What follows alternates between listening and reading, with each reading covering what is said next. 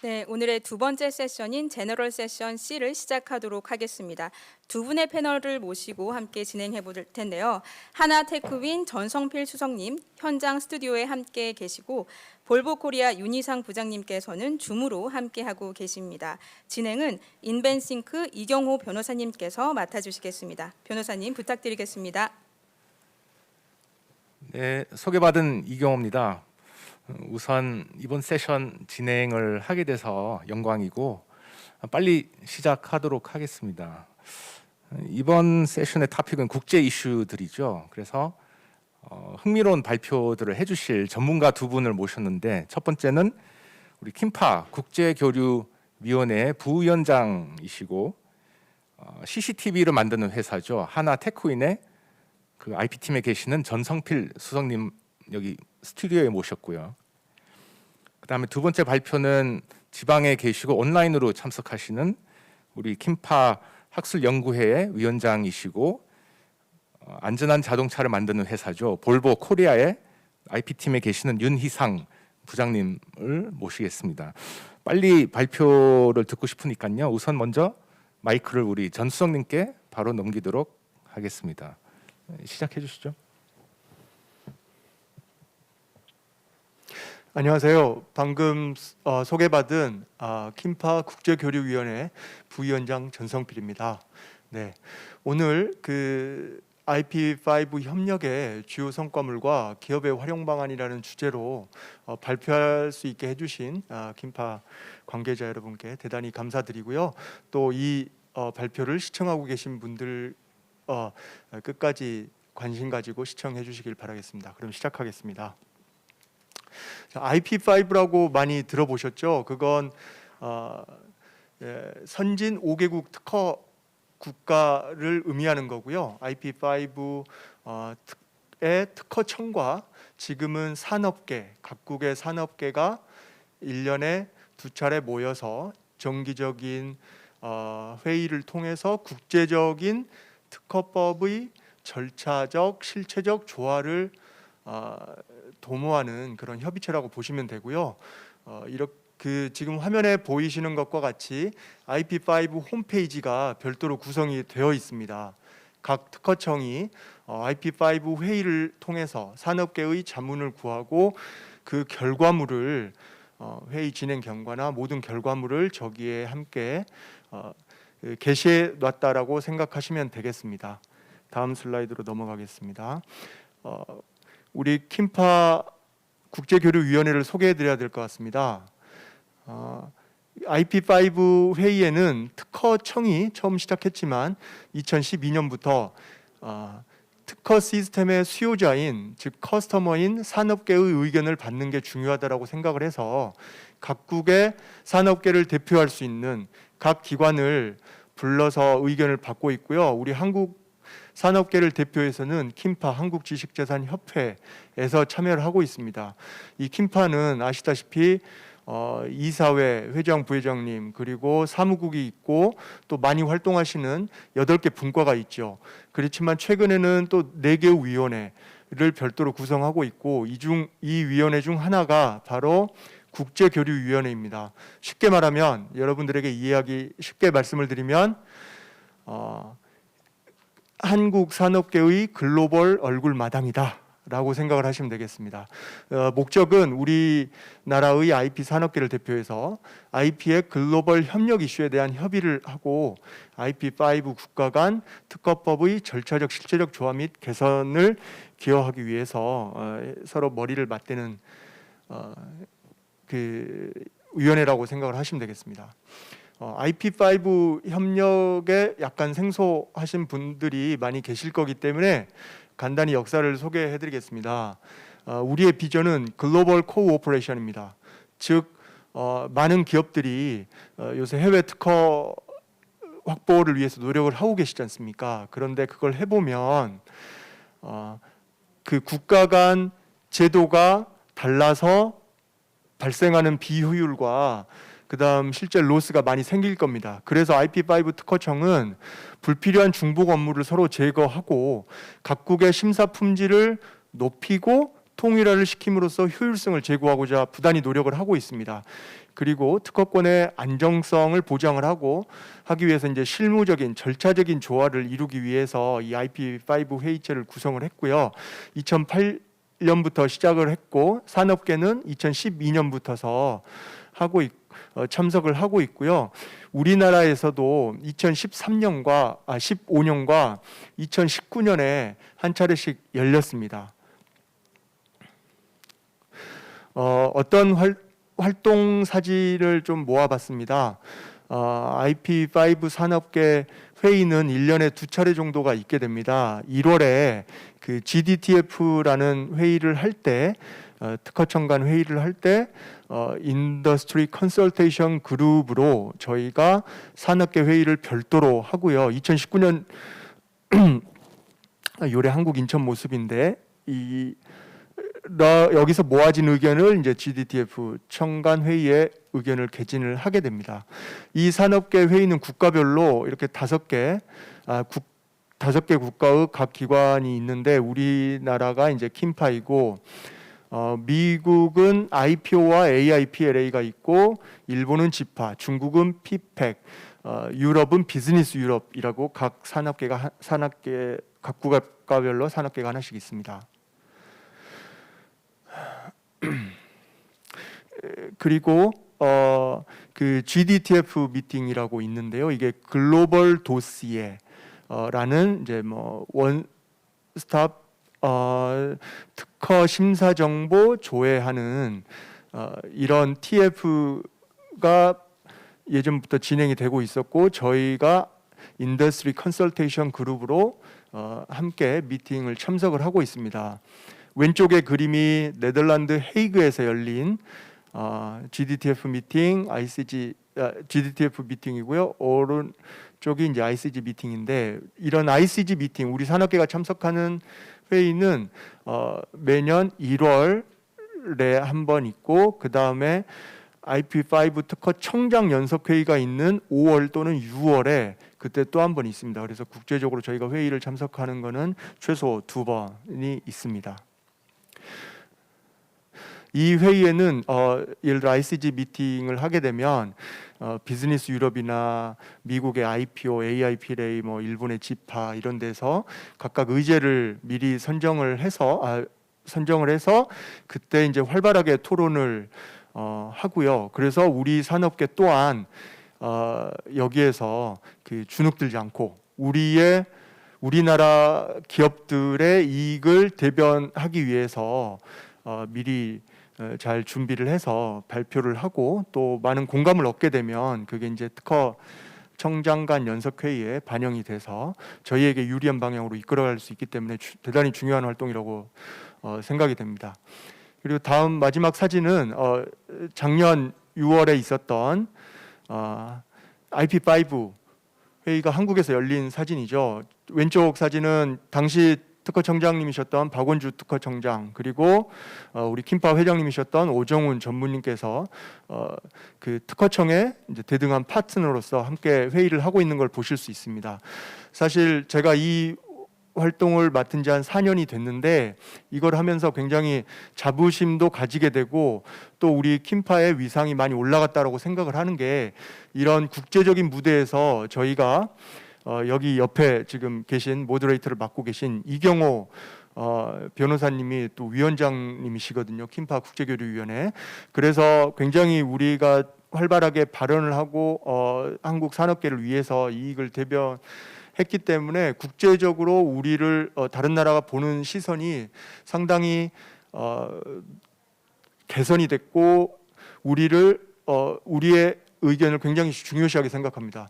그렇기 때문에 한국 특허청 또한 한국 산업계를 대표하는 킴파의 의견 없이는 자기들이 할 수가 없기 때문에 우리 특허청에서도 그 유저, 커스터머 또는 대등한 파트너로서 그렇게 우리를 대하는 걸 피부로 실감하고 있습니다. 그래서 여러분들 그 킴파 회원사에 계시는 분들께서 좀 글로벌 네트워크를 형성을 하고 또 우리 산업계 이익까지 대변하고 싶은 그런 욕심이 있고 열정이 있으신 분들은 많이 국제교류위원회에 노크를 해주셨으면 고맙겠습니다.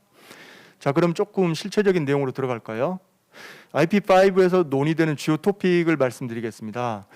GDTF라는 미팅이 있고 ICG 회의가 있는데요. GDTF에서는 전통적으로 이 5개청에서 일어나는 특허 심사의 정보를 조회하고 액세스하는 것을 좀 통일화, 원스톱화 하겠다는 그런 큰 주제를 가지고 계속 진행을 했고, 그 결과물이 제가 오늘 이따가 설명드릴 OPD라는 거로 되어 있습니다. 그리고 이거 관련해서 5 priorities에서 5개 우선 과제가 있는데 그 alerting, 즉 각국의 심사 정보가 뭔가 변경이 있었을 때 RSS나 이메일로 보내주는 거, 그 다음에 모든 특허 서류를 그 XML 파일로 해가지고 이렇게 자동으로 번역도 할 수 있도록 하는 XMLization, 그 다음에 출원인 명칭 표준화, 우리 특허 정보를 검색하다 보면 출원인 명칭이 표준화가 되지 않아서 검색이 어려운 거 있지 않습니까? 그런 표준화, 법적 상태, 첨가 문서 교환과 같은 이런 활동들을 청 이니셔티브를 가지고 하고 있고요. 또 오늘 이따가 소개해드릴 거랑 관련이 있는데 IP5에 PPH, 이건 많이 아시죠? 그 다음에 특허 심사 협력이라는 CSP, 그 다음 PCT, CSNE 같은 것들이 이제 심사 품질 제고 효율성을 위해서 지금 시범 사업 또는 정규 사업으로서 진행이 되고 있습니다. 그리고 비특허문헌 식별자, 우리가 꼭 특허 번호를 모르더라도 QR 코드를 찍어서 언제든지 필요한 선행 기술 인용 문헌을 확보해서 볼 수 있는 DOI 같은 것도 논의를 하고 있고요. 또 우리 산업계 특허청에서 많이 이렇게 의존하고 있는 게 PHEP라고 Patent Harmonization Expert Panel, 이런 심사 특허 조화를 위한 그런 토픽들을 많이 만들어 가지고 하고 있는데, 최근 몇 년 동안 발명의 단일성, 명세서 기재 요건, 그 다음에 선행 기술 인용, IDS 같은 이런 세 가지 주제별로 5개국 특허청의 절차를 조화하려고 했고, 그 결과물은 좀 일본과 유럽에서 낸 공통의 보고서가 있습니다. 그리고 신규 PHP 주제로는 이따 설명드릴 원스톱 글로벌 권리전이 있겠습니다. 자, 이게 제가 방금 말씀드린 글로벌 어사이먼트 원스톱으로 권리전을 하는 건데요. 아까 PHP 토픽이 몇 개 있었지 않습니까? 그게 이제 주기적으로 한 몇 년에 한 번씩 새롭게 발굴이 되고 추진이 되는데, 이때도 한 20여 개 정도 과제를 토픽을 받았는데, 우리 킴파에서 글로벌 어사이먼트, 즉 원스톱 글로벌 권리전을 하자라고 주창을 했는데, 그게 가장 지금 유력하게 지금 5개국 특허청 간 논의가 되고 있고요.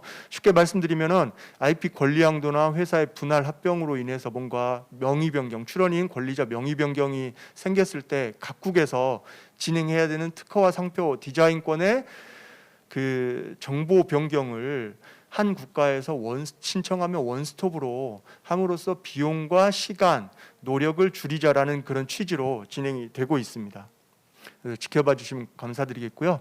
이제 본론으로 좀 들어가겠습니다. 시간이 상당히 지나긴 했지만 제가 주로 설명드릴 제도는 세 가지가 있습니다. 그중 하나가요, 아까 글로벌 도시에라고 해서 우리나라에서는 원 포털 도시에라고 OPD라는 이름으로 우리 특허청에서 별도의 웹사이트를 만들어서 하고 있습니다. 자, 이 OPD는 뭐냐 말씀을 드리면, 이 특정 기업이 5개국에 특허 출원을 했다라고 가정을 했을 때 패밀리 국가의 출원권에 대해서 심사 정보를 한눈에 볼 수 있는 시스템입니다. 기존 같으면 왼쪽 그림과 같이 미국 심사 경과를 보고 싶은 미국 특허청에, 일본 심사 경과를 보고 싶은 일본 특허청에 가야 되지 않습니까? 그런데 이런 OPD 시스템을 통해서, 즉 GDTF의 산출물인 OPD를 통해서 우리나라 특허청으로 가서 이렇게 번호를 입력을 하면, 출원번호 또는 공개등록번호를 입력을 하면 이런 식으로 결과가 나옵니다. 즉 5개국 출원된 국가의 심사 경과를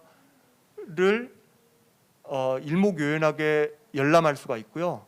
그리고 특허청에서 발행한 문서, 그다음 출원인이 제출한 문서를 원문과 번역문으로 자기가 선택해서 다 볼 수 있도록 돼 있습니다.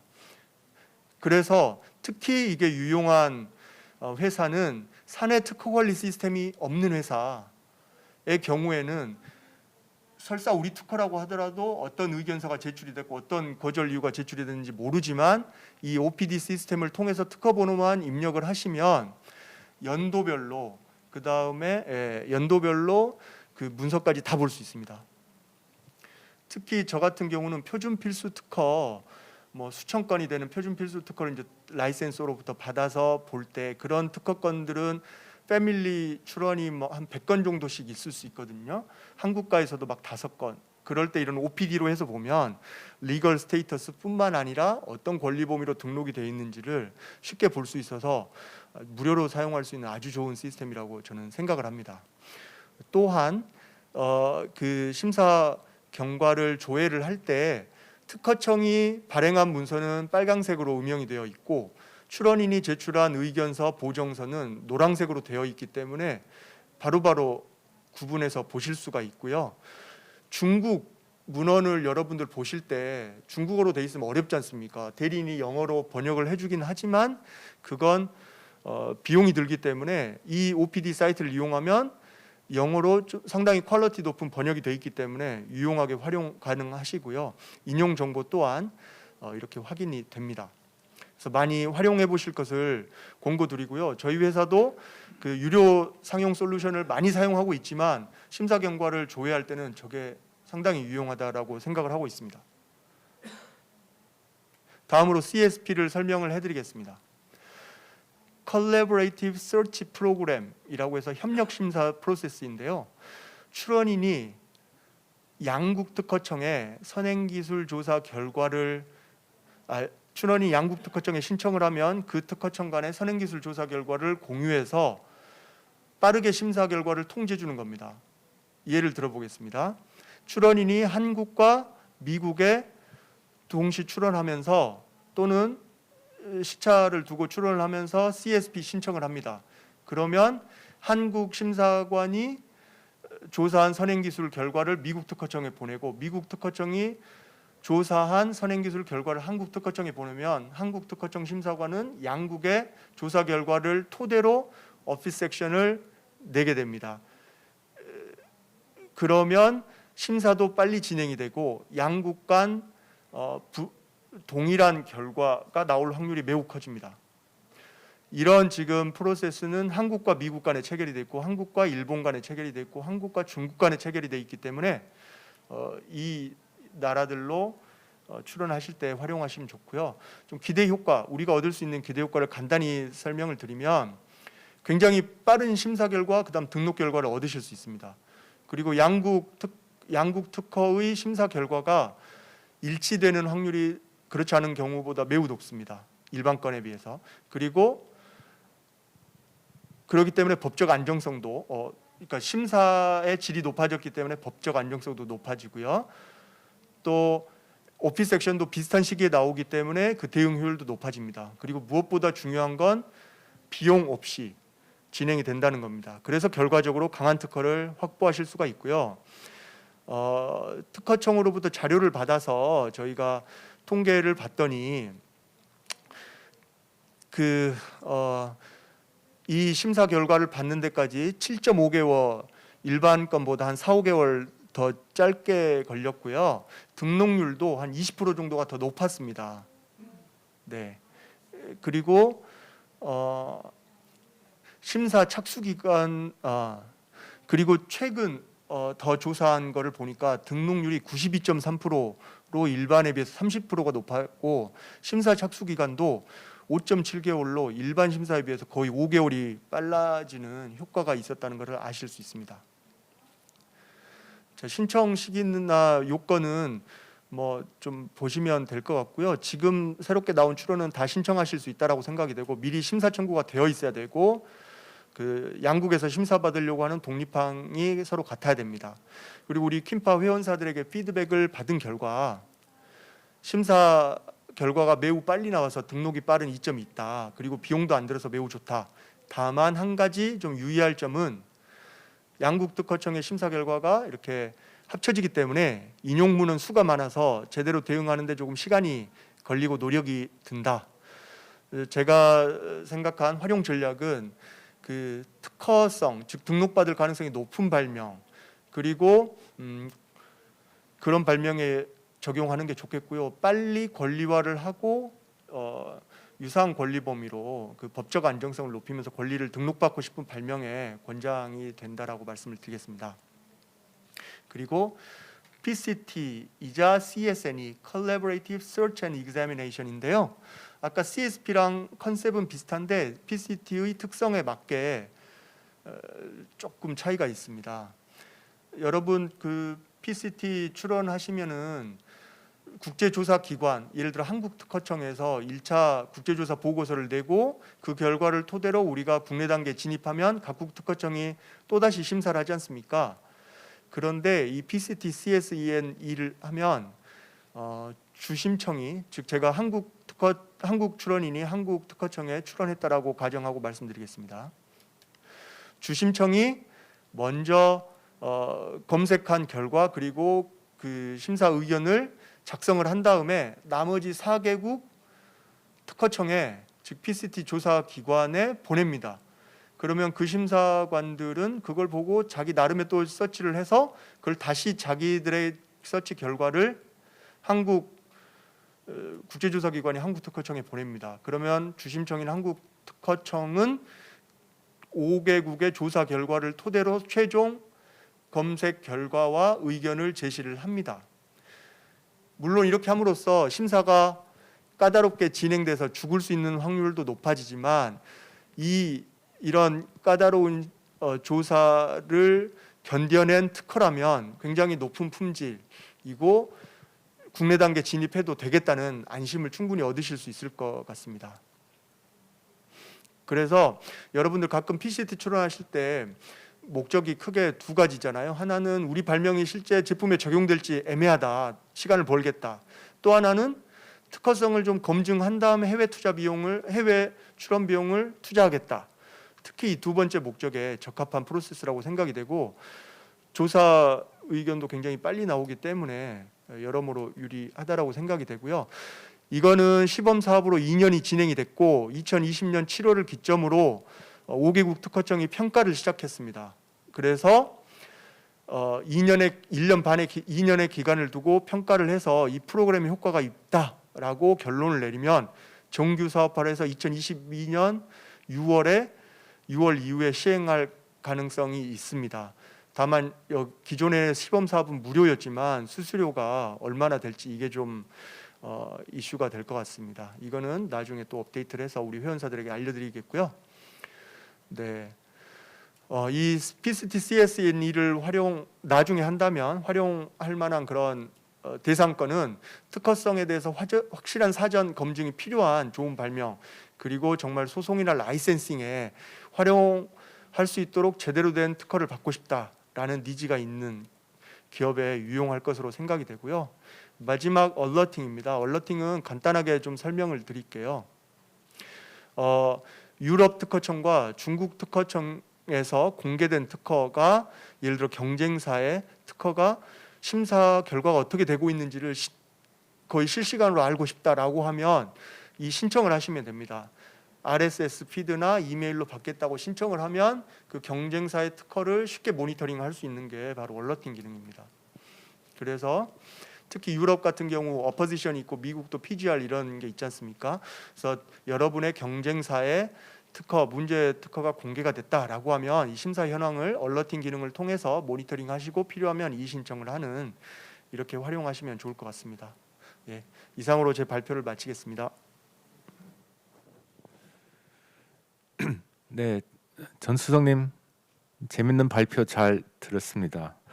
아시겠지만 저는 개인적으로 IP5 활동을 같이 해서 우리 킴파의 많은 노력에 대해서 너무나 잘 알고 있고, 앞으로도 우리 킴파 회원사들을 많이 대변을 하고 외국 특허청 그리고 외국 산업계 단체들과 계속 협력을 잘 해나갈 수 있도록 노력하겠습니다. 다음으로 이제 우리 윤 부장님 발표를 드려야 되는데, 윤 부장님 그 줌 접속 잘 준비되셨죠? 화면에 나오셨네. 네네, 바로 시작해 주십시오. 네, 안녕하세요.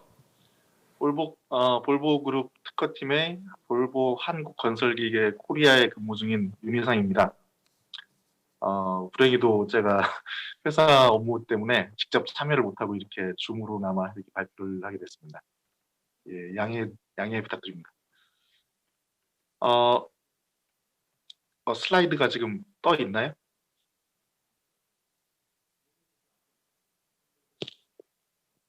네, 됐습니다. 예.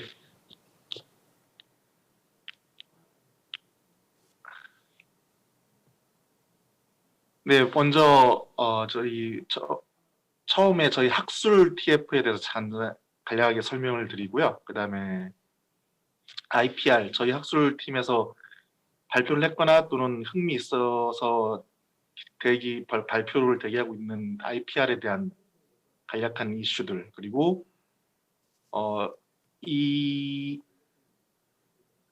발표를 준비할 때 회사 스웨덴 본사로부터 긴급하게 흥미 있는 케이스가 있다고 얼러트를 받았는데, 거기에 대해서 이제 급하게 작성한 메모를 간략하게 설명드리고, 이런 문제에 대해서 저희가 학술 TF가 논의를 하고 토론한다는 것을 말씀을 드리도록 하겠습니다. 예, 처음에 IPR에 대해서 말씀을 드리겠습니다. 예, 세 가지를 말씀드릴 텐데요.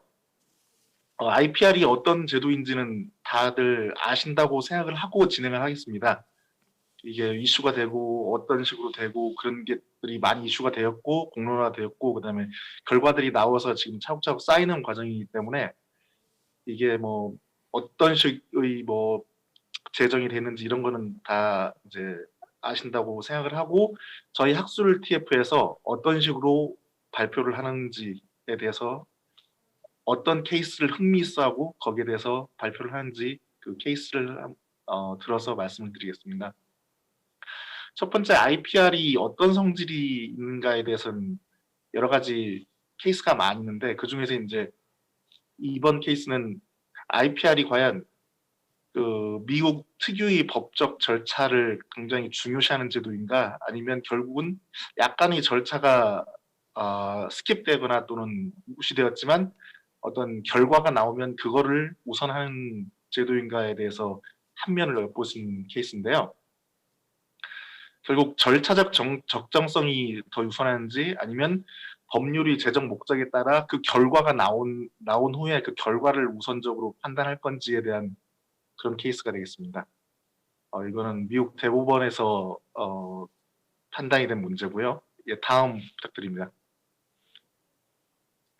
예, 올해 4월 달에 미국 대법원 확정이 됐는데요. 이 경과를 말씀드리자면 1심, 2심이 있고 결국은 3심으로 대법원까지 갔는데, 836 미국 특허에 대해서 권리자가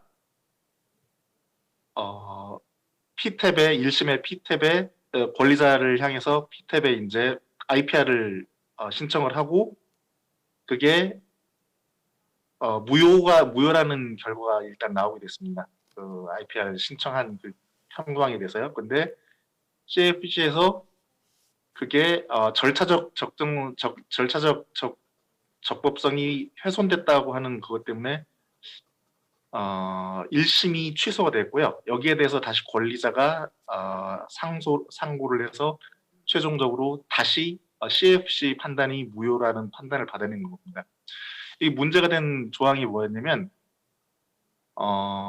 중간 과정은 일단 생략드리고 말씀드리자면, 그 IPR의 이니시에이션 인스티튜션 조건을 나타내는 315조 B항에 1년 아직 아닙니다.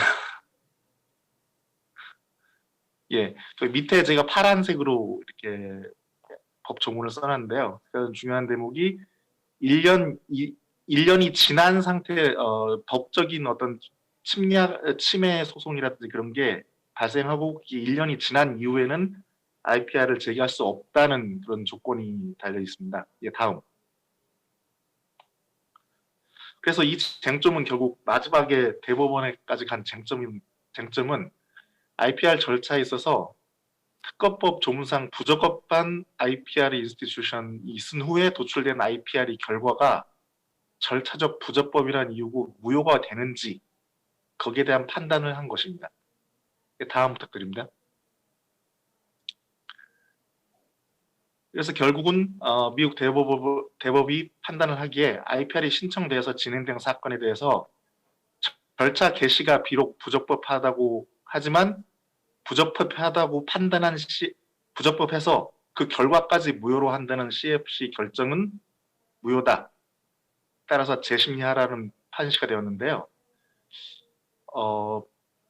이게 IPR은 좀 그 행정적인 면이 강한 법이라서 행정 절차적인 면이 강한 법이라서 한번 IPR이 인스티튜션이나 기타 사항에 대해서 결정이 되면 거기에 대해서는 어필을 할 수 없도록 규정이 되어 있습니다. 314조 D항에 규정되어 있는데요. 그런데 과연 IPR 인스티튜션이 부적법한 절차대로 인스티튜션 됐는데 그것까지 어필을 할 수 없느냐 등등에 관한 문제까지 같이 논의가 됐습니다. 예, 다음 부탁드립니다. 그래서 미국 대법원의 판단은 결국은 314조 D항을 위조를 했습니다. 즉 당사자는 PTAB의 IPR 인스티튜션에 대한 어필을 할 수 없다가 주요 논리였고요. 그 밖의 주요 논리로는 그 조문에 미국 판례들을 보면은 조문을 하나하나 세심하게 분석을 해서 이제 거기에 따라서 결정을 하게 되는데 우리말로 해석하면 할 수 있다라고 해석이 되는 조문입니다. 315조 B에 IPR은 인스티튜션 될 수 없다. 인스티튜션 되어야 되지 않는다라고 하지 않고 may not be institute라고 되어 있거든요. 그래서 이게 반드시라고 해석할 수는 없다라는 게 두 번째 논리였습니다. 그리고 이제 제가 주목한 건 세 번째 판결 이유였는데 미국 대법원이 미 의회의 IPR 입법 목적을 그 판단 이유로 들었습니다. 즉 미 의회의 IPR 입법 목적은 침해 소송이라든지 무효 소송을 통해서 특허를 인밸리드한 특허가 제거되는데 너무 오랜 시간이 걸리기 때문에 이걸 신속하게 속아낼 수 있는 제도를 만드는 게 미 의회의 IPR 입법 목적 중에 하나인데 그 목적에 부합한다는 것이죠. 즉 중간에 절차가 어느 정도 훼손됐더라도 실질적인 특허의 어떤 나쁜 특허를 신속하게 속아낼 수 있는 제도의 법 취지상 절차가 비록 미비하지만 실질적인 결과를 중요시하겠다는 그게 세 번째 판단 이유입니다. 그다음에 네 번째는 다시 결국은 법 조문의 판단을 어떻게 하는가에 대한 것으로 국한되는데요. 저는 이거를 제가 발표를 했는데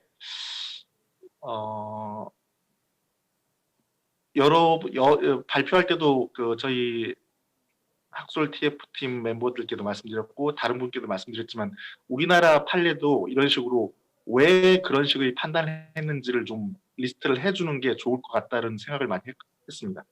이건 나중에 재연 파트에서 다시 말씀을 드리고요. 예, 다음 부탁드립니다.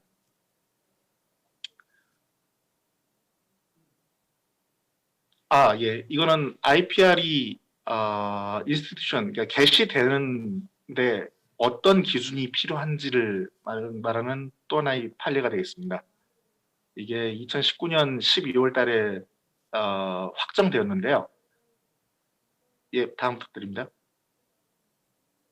쟁점 특허는 미국 특허 676 특허에 대해서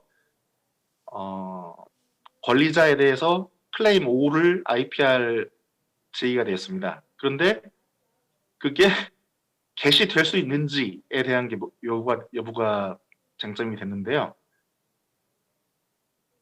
유니록이 가지고 있는 특허를 마이크로소프트가 IPR을 제기를 했는데 IPR 개시에 대한 법 조문은 314조 A에 이게 되게 유명한 구절입니다만 reasonable likelihood라고 해서 어느 정도 그게 무효가 될 수 있는 합리적인 가능성이라고 해야겠죠. 그 정도가 있는 게 판단되면 IPR을 개시하고 너무 그 정도로 무효가 될 수 있는 확률이 없다고 생각되면 일단 기각을 하게 됩니다. 근데 과연 reasonably likelihood 하다는 그 조건이 어느 정도까지가 reasonably likelihood 하는 거냐에 대한 판단이었는데 다음 부탁드립니다. IPR이 청구된 클레임 5, 청구항 5를 보면요. 이런 식으로 제가 약간 적어놨습니다만 라디오 시스템즈가 도대체 뭔지 모르겠다는 게 결국은 그 IPR 개시를 하지 않은 이유가 되거든요. 근데 이제 청구항 5항은 청구항 1항을 받으면서 라디오 시스템들이 어떤 라디오 인터페이스를 가지고 있다는 그런 청구항으로 돼 있는데 이제 거기 그 판결을 보면은 우리 청구항과 좀 다르게 미국 청구항은 단수와 복수가 명확하지 않습니까? 그런데 청구항을 쓴 사람이 분명히 실수를 했을 것 같은데요. 앞은 라디오 시스템즈라고 해놓고 나서 뒤는 its own operation이라고 단수 후축을 한 겁니다. their own operations라고 하지 않고. 그래서 거기서는 word by word로 따지면서 과연 여기서 기재된 its own operation이 과연 어떤 거에 대한 operation인지를 따지게 됐는데요.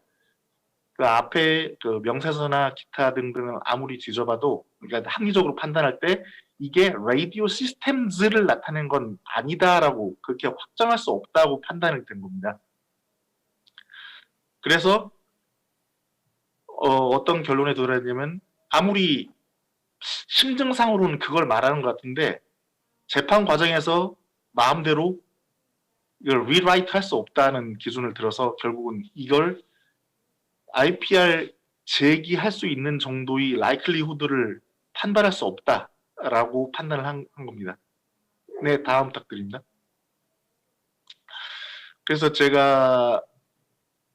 이 건에 대해서 이 해당 676 건에 대한 IPR이 어떻게 돼 있는지를 기록을 찾아봤는데요. 보시면 아시겠지만 상당히 여러 건이 청구가 되고 이게 디나이되고 게시되고 디나이되고 게시되고 하는 게 쭉 있는데 보시면 알겠지만은 1125 맨 아래쪽에 있는 1125 건이 결국 터미네이트 되고 디나이 됐거든요. 그런데 결국은 1850 건이 3항 6항 공항으로 이니시에이션 됐습니다. 인스티튜션 됐고요. 그다음에 그 이후에 1849, 1249인가요? 잘 안 보입니다만 그 건도 청구항 1, 2항을 대상으로 또 인스티튜션 됐습니다. 즉 다른 건들에 다른 항들은 결국 IPR이 청구 개시가 되고 절차가 진행됐다는 뜻입니다. 그러니까 청구항 기재사항에 우리나라와는 다르게 어떤 단복수뿐만 아니고 그냥 그것의라든지 또는 그런 식으로 애매하게 쓴 거에 대해서 약간 철퇴를 가했다고 할 수 있는데 이걸 약간 다시 생각해 보면 IPR은 권리자의 입장에서 보는 이 인스티튜션 게시되지 않는 게 더 좋습니다. 그러니까 어떻게 보면은 청구항을 좀 애매하게 써서 IPR이 게시되지 않는 정도로 애매하게 쓰면은 IPR에 걸리지 않겠다는 그런 판단도 가능한데요. 근데 이제 이거는 나중에 리익자미네이션이라든지 기타 또 무효를 다루게 되는 PGR이라든지 그런 제도에서 다시 이제 또 다투어지게 될 수 있으니까 결국은 그런저런 절차를 거치지 않는 상황에서 명세서 및 청구한 기재를 명확하게 하는지에 대한 판단 기준으로 삼으면 될 것 같습니다. 그다음에 다음 부탁드립니다. 네, 그리고 이거는 IPR 청구 과정에서 IPR이 판단 기준, 즉 이게 선행 문헌이 있기 때문에 진보성 위반이나 또는 신규성 위반이나를 판단할 수 있는 선행 문헌을 제출했는데 그 선행 문헌이 어떤 기준에 부합해야만 선행 문헌으로 인정될 수 있는지에 관한 판례입니다. 이게 062 미국 특허에 관한 건이고요. 이 특허는 95년 10월 17일 날 출원되었습니다. 다음 부탁드립니다. 1차로 IPR 제기됐을 때 이게 거절이 됐습니다. 이게 왜 거절이 됐냐 하면 유닉스나 리눅스를 사용하신 분들은 알겠지만 SED나 AWK라는 그런 유틸리티를 아시는 분은 아실 텐데요. 오라일리에서 나온 그 1차 IPR을 청구할 당시 기재사항을 1990년 11월 달 출간된 오라일리에서 판매된 SED AWK 툴에 대한 선행 문헌을 기재를 했습니다. 예, 다음 부탁드립니다. 그런데 선행 문헌을 기재를 그렇게 해놓고 제출된 거는 달랐거든요. 그런데 아주 다른 게 아니고 1991년도 버전이었습니다. 그리고 코넬대학교 도서관 스탬프가 찍혔고요. 즉 이 사람들이 도서관에서 쭉 어떤 리스트를 선행 문헌을 찾다가 동일한 제목과 동일한 저자가 쓴 동일한 판본이라고 생각하고 그거를 꺼내서 스캔을 하고 그걸 제출을 한 겁니다.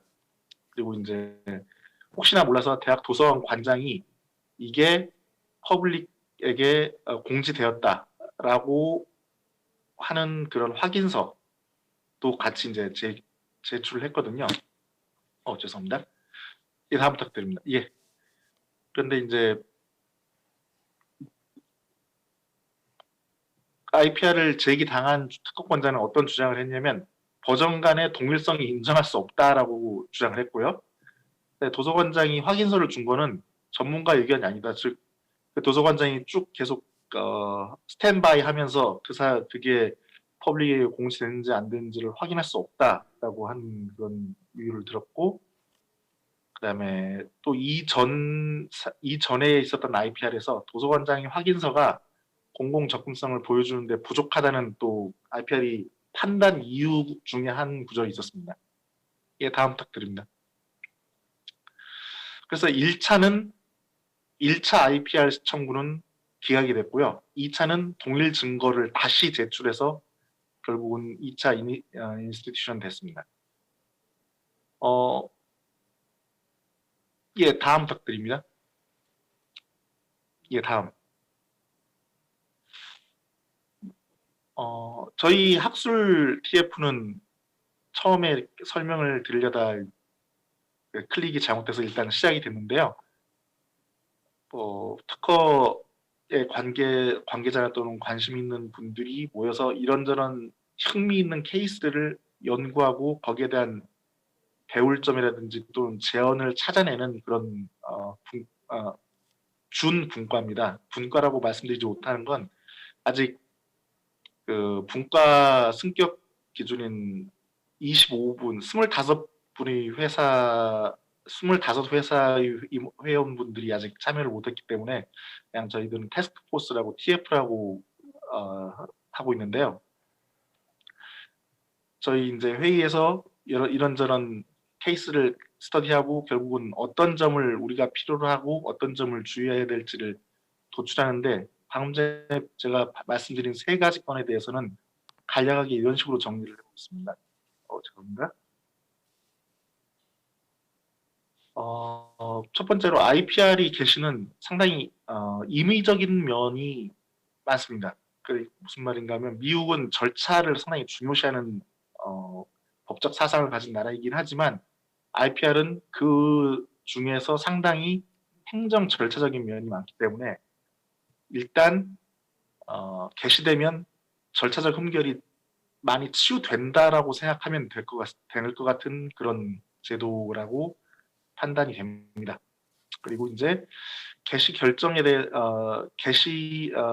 거절하는 결정에 대해서는 리어링이라든지 또는 의견서, 우리 측을 손을 들어주는 의견서들이 등을 통해서 흠결 보정이 가능하다고는 판단이 되는데 제 생각으로는 그 비용이라든지 또는 그 절차를 다시 거쳐서 결국 게시를 한다고 해도 그 노력이나 비용이 차라리 다시 새로운 증거들을 들어서 새로 청구하는 것보다는 이익이 크지 않다고 생각이 됩니다. 그러니까 일단 게시되면 게시되는 나름대로 저기서 뭘 잘못했느니 또는 이 증거가 이상하다는 그런 면을 확실하지 않은 한 일단 실체적인 판단까지 받는 게 나은 제도라고 판단이 됩니다. 그리고 여기서 레슨에서 아직 제가 기재를 하지 않았지만 그 첫 번째 케이스에서 알 수 있듯이 그 판결할 때 어떤 이유에 의해서 기각이다 또는 인용이다라고 이렇게 판결 이유가 나오게 되는데요. 그게 좀 제가 여러 차례 다른 분들께도 말씀을 드렸는데 우리나라의 판단은 좀 그런 면이 약간 부족하지 않나라는 게 제 개인적인 생각입니다. 그러니까 종합적으로 판단한다는 게 많거든요. 우리나라 판례는 대법원 판례가 있으니 종합적으로 판단하면 어떻게 된다라고 하는데 그 종합적인 판단이 예를 들면 상표 같은 경우에 상표의 수요자, 그다음에 판매 장소, 판매 대상자, 그다음에 광고의 빈도, 광고가 나오는 시간들을 종합적으로 판단하면 어떻게 된다라고 이렇게 예를 들면요. 제 생각에는 수요자는 어떤 수요자가 많은 것 같고 판단 근거에 광고는 주로 어른들이 많이 보는 10시 이후에 광고를 하다든지 아니면 어린이들도 같이 볼 수 있는 몇 시에 광고를 하다든지 그런 식으로 하나하나 예를 들어서 이러니까 수요자는 주로 어느 나이대다라고 판단을 하고 거기에 따라서 상표는 어떻게 된다라고 판단을 내리면 좋을 그런 과정이 좀 그런 면이 좀 필요하지 않나라고 개인적으로 생각이 됩니다. 그러니까 판단 이유가 뭉뚱그려서 종합적으로 판단할 때 이게 아니고 이런 면들을 하나하나씩 집어주고 그다음에 그거를 판단할 때 일반적으로는 이렇게 된다라고 하면은 그 판결문을 분석할 때나 또는 다음 어떤 사업을 준비하는데 좀 더 효과적으로 대응할 수 있지 않을까라는 판단을 하게 됩니다. 네, 다음 부탁드립니다. 예, 이거는 이 발표 자료를 작성하고 제출하기 바로 직전에 저희 회사의 특허팀으로부터 볼보는 스웨덴 회사니까요. 스웨덴 특허팀으로부터 급하게 유럽 특허에 대한 특이사항이라고 해서 전해온 내용을 보니 이게 상당히 우리나라에도 상당한 영향을 미칠 수 있을 것 같다고 해서 일단 제가 내용을 집어넣었습니다. 네, 다음 부탁드립니다. 네, 이 케이스는 노키아와 다임러의 소송인데요. 이게 침해 소송입니다. 노키아가 특허권을 가진 특허권자고 다임러가 침해를 했다고 주장하고 지금 소송이 독일 디셀도르프 지방법원에 계류 중인데요. 그 디셀도르프 독일 지방법원에서 CJEU, 그러니까 유럽 법원이라고 할까요? 그냥 Criminal Justice, Court of Justice of Europe EU인데 그쪽에 이런 문제에 대해서 어떤 식의 의견을 가지고 있는지에 대해서 물어본 겁니다. 결국은 항소를 하면 그쪽으로 올라갈 테니까 이 의견을 조율하자는 뜻도 있을 것 같은데요. 이 사건을 간단하게 소개해드리면 노키아는 아시다시피 통신회사고요. 그 여러 가지 통신 기술에 대한 특허를 많이 가지고 있습니다. 다임러는 지금 이제 커넥티드 카 쪽으로 자율주행이라든지 오토메이션 쪽의 카를 개발하고 있는데 결국은 그런 제품을 만들기 위해서는 이제 통신 기술을 많이 사용을 하게 될 겁니다. 그래서 다임러 측이 제기한 사항에 대해서 이 디셀도르프 지방 법원이 판단을 잠시 유보하고 그걸 더 높은 고등한 EU 법원으로 넘긴 건데요. 예, 다음 부탁드립니다. 이 사항은 다음과 같습니다. 노키아가 다임러의 부품 및 기타 사항들을 제공하는 서플라이어들 상대로 침해 소송을 제기를 했는데 단순하게 침해를 했다고 해서 소송을 제기한 사항에 대해서 다임러가 클레임을 걸었습니다. 어떤 클레임이냐 하니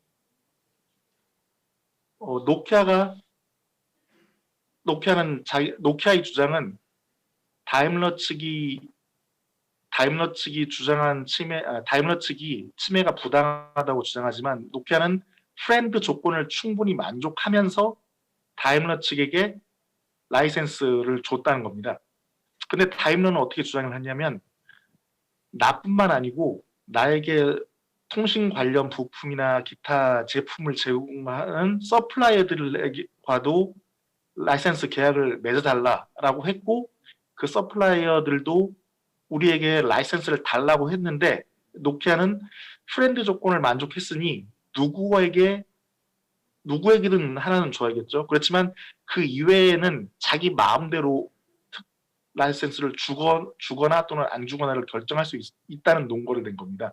노키아는 다임러 측에 줬으니 자기는 됐다고 말을 하는 거고 다임러는 자기에게 제품을 공급하는 서플라이들에게도 원하는 서플라이들과도 다 맺어줘야 되는데 임의적으로 누구에게는 주고 누구에게는 맺어주지 않은 다음 침해라고 주장하는 게 불합리하다라고 주장을 한 겁니다. 그래서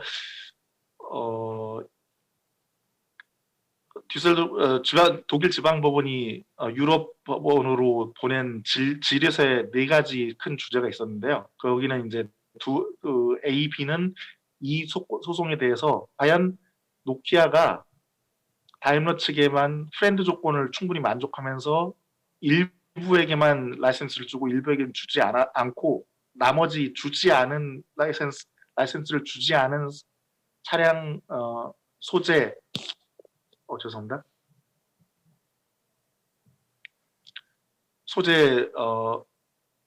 소재나 부품 제공사들에게 침해를 물은 게 과연 타당한지, 과연 어떤 조건을 부과를 해야 되는지, 노키아에게 그런 프렌드를 지켰으니 임의적으로 계약을 한 다음 나머지에게는 침해를 물을 수 있는지, 그 조건이 다임러와 서플라이들은 모두 다 그 라이센스를 원하고 있다는 그런 조건을 전제하에 과연 원하고 있는 상대에게 주지 않고 그냥 프렌드 조건 지켰으니 침해다라고 책임을 묻는 게 타당한지, 어떤 경우에 이걸 침해라고 할 수 있고 어떤 경우에 너무 임의적인 처사라고 말할 수 있는지에 대한 판단 근거를 유럽 법원에 질의를 한 겁니다.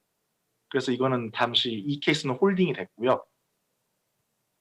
이 케이스가 중요한 게 결국은 원천 특허라고 하죠. 그 SEP라고 제가 일단 적었습니다만 SEP를 가지고 있거나 또는 SEP로부터 라이센스를 원하는 부품을 생산하는 업체 또는 그 부품을 조립해서 완제품을 생산하는 업체가 어느 정도까지 그 침해의 위험성을 가지게 되는지 또는 앞으로는 유럽에서는 최소한 침해에 대해서는 걱정 없이 그런 원천 특허라는 어떤 중요한 기술적 사항을 이용할 수 있는지를 판단할 수 있는 중요한 판례가 될 것 같습니다. 네, 윤 부장님. 네, 네. 이상입니다. 예, 발표 너무 잘 들었습니다. 그 실무적으로 IPR 그리고 SCP 내용들이 너무 중요하지 않습니까? 저도 로펌에 있어서 많은 도움이 될 것 같습니다. 확인해 보니 온라인 상에 질문이 없고요. 다음 발표를 위해서 이번 세션은 여기서 마치도록 하겠습니다. 발표자 두 분께 다시 한번 감사드리고요. 이상입니다. 감사합니다.